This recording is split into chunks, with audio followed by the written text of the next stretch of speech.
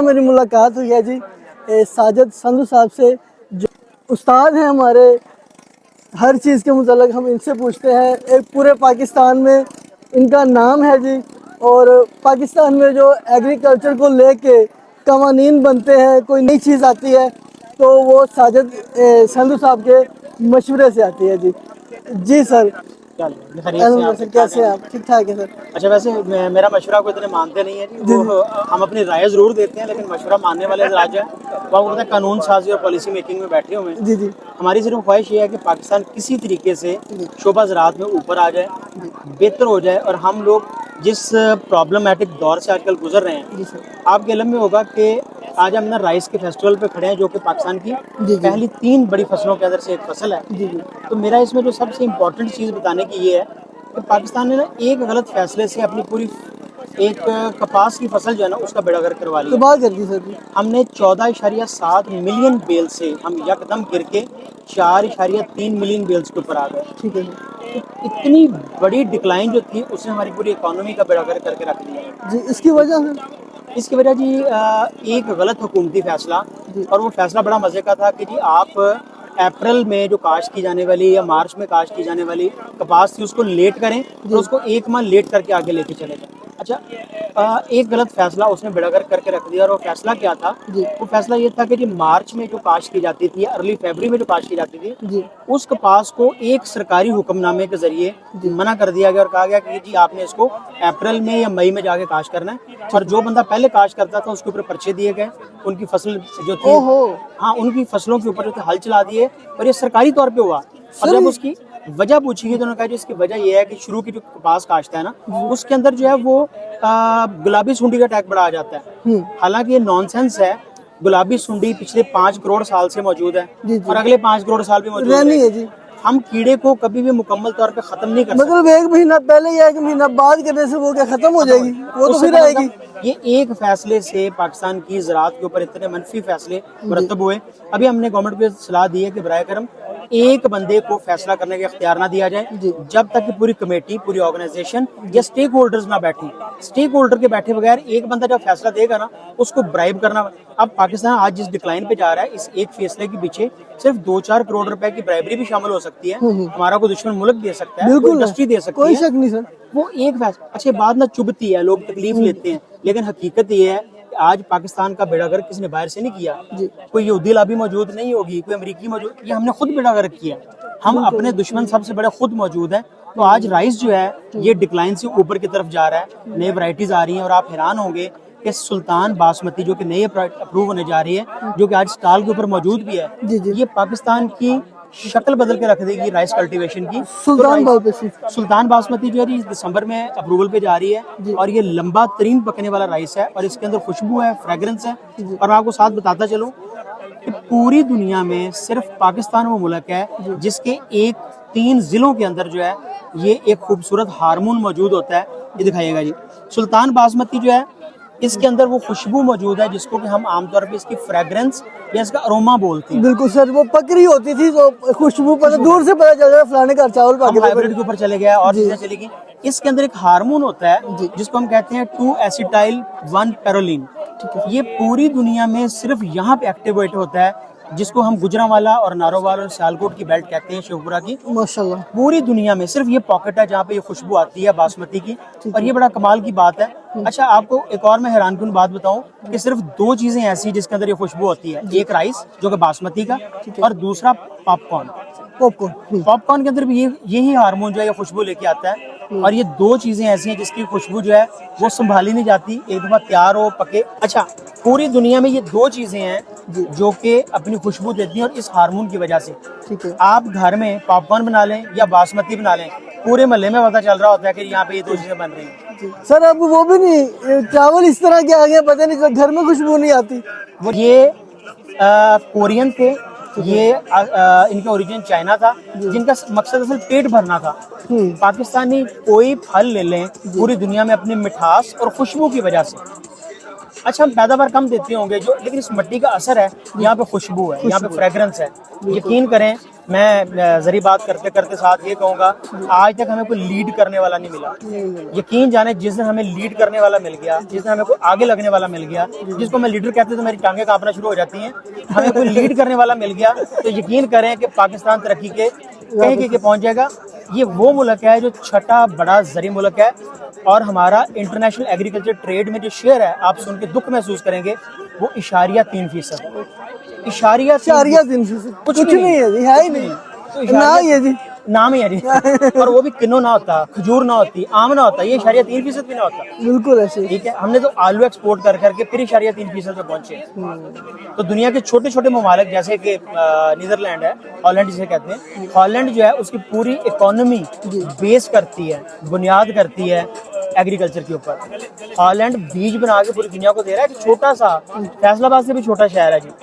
ठीक सर है, हमारी भी रीढ़ की हड्डी ज़राअत ही है, वो ऐसी रीढ़ की हड्डी जिसके ऊपर आप खड़े नहीं हो सकते। नहीं हो सकते। तो अल्लाह ताला जी हमें एग्रीकल्चर में समझने की तौफीक दे। हमने 70 साल में जो एक भी हाइब्रिड नहीं बना सके, that was a national crime. ये कौमी जुर्म है जिसके ऊपर हमें खुद शर्मिंदा होना चाहिए कि हमने 74 साल में एक भी हाइब्रिड सीड नहीं बनाया, कुछ नहीं बनाया, कुछ भी नहीं किया। तो बराए करम आज वक्त है इन लोगों के लिए जो कि एग्रीकल्चर में काम कर रहे हैं। मैं खास तौर पे कहूंगा कि वो लोग जो पत्तों में बैठे हैं, उनकी बड़ी जिम्मेवारी है। खास तौर पे छांगा सरकार जैसे लोगों की बड़ी जिम्मेवारी है कि वो अपने उस कम्युनिटी को मुत्तहिद करें, वहाँ पे उनको उस तरफ लेके चले जिस बिना पे दुनिया की इंडस्ट्री ने तरक्की की है अपनी नर्सरियों के अंदर। आज हम अपनी मट्टी वाली जमीन के बजाय उसको सॉइल लेस मीडिया के अंदर अगर एक्सपोर्ट करना शुरू करें, कमाल हो जाएगा। बिल्कुल है सर, बिल्कुल जबरदस्त।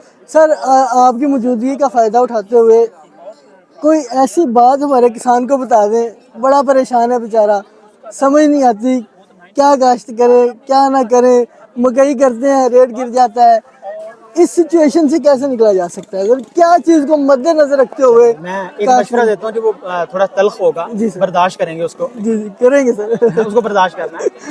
हमारा किसान जिस दिन हमसाये के टो से बाहर निकल आया ना, सर जिस दिन उसने हसद करना छोड़ दिया, जिस दिन उसने अपने भाई की तरफ देख के नफरत का इजहार करना छोड़ दिया, हमारा किसान तरक्की कर जाएगा। मानेंगे नहीं, लेकिन यकीन करें हम सब हासिल हैं। हमसे हम अपने दोस्त की, अपने हमसाये की तरक्की बर्दाश्त नहीं होती। वो कहते थे ना, जादूगर ने पूछा कि बताओ तुम्हें जादू को मैं क्या दे दूं, तो उसने कहा कि मुझे कुछ दो ना दो, मेरे भाई से छीन लो। तो हम इतने जालिम हैं कि हम हसद करते हैं। जिस दिन हमने हसद से बाहर निकल गए, और दूसरा आपने पूछा कि काश्त क्या करें, हम इल्म काश्त करें। इल्म काश्त करना सबसे जरूरी है। हमें पता ही नहीं है कि हमने उस इल्म के जोर से तरक्की क्या लेनी है, खाद कैसे डालनी है, स्प्रे कैसे करनी है, पानी कैसे लगाना है, फसल कौन सी काश्त। सर ये कौन बताएगा?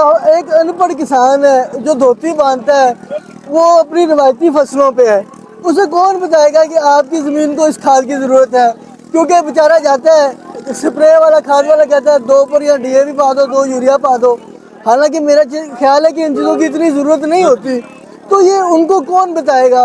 ये नहीं होना चाहिए कि हमारे तहसील लेवल पे छोटी छोटी लैब्स होनी चाहिए जहाँ पे किसान जाए, अपनी मिट्टी दे, वो उसका टेस्ट करके बताएं कि भाई ये खाद इतनी डालो, ये खाद इतनी डालो। इसके बारे में सर क्या कहेंगे? मेरा ख्याल है जी कि उसके लिए ना हमें जबरी सा तरीका अख्तियार करना पड़ेगा जी।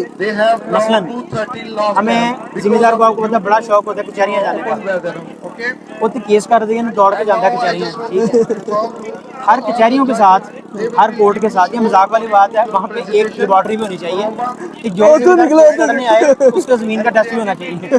कोई ना कोई ऐसा काम, बस पे बैठने से पहले उससे जमीन का हेल्थ कार्ड भी लेना चाहिए। ठीक है, जिस तरह ड्राइविंग लाइसेंस जरूरी है ना, इस तरह फार्मिंग लाइसेंस होना चाहिए।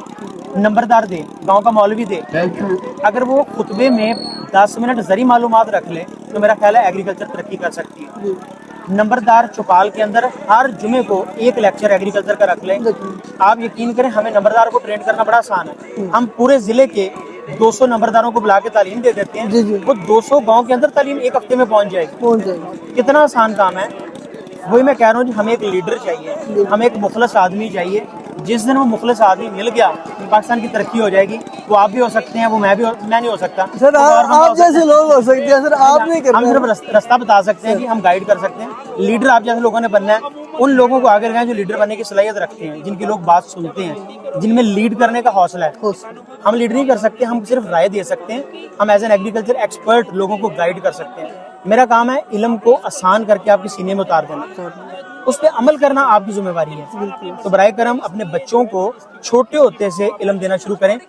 ایک جلایا جو ہے نا وہ اپنے بچوں کو اتنی عمر میں نا کپڑے دھونے سکھا دیتا ہے. ایک درزی جو ہے نا اپنے بچوں کو کپڑے سینا، دھاگا ڈالنا، سوئی اٹھانا. ذمہ دار جو ہے نا وہ کہتا ہے جی میرا بچہ وکیل بن جائے، میرا بچہ جو ہے جی وہ جج بن جائے، میرا بچہ پولیس میں بھرتی ہو جائے. وہ کبھی نہیں چاہتا میرا بچہ کسان بن جائے. سر حالات ہی مطلب اس طرح کے ہیں، کسان مجھے پتا پریشان ہی ہے. بڑا ہے. ہاں وہ پریشان اس لیے ہے کہ وہ پریشان ہے. وہ پریشان کیوں ہے کہ وہ پریشان ہے؟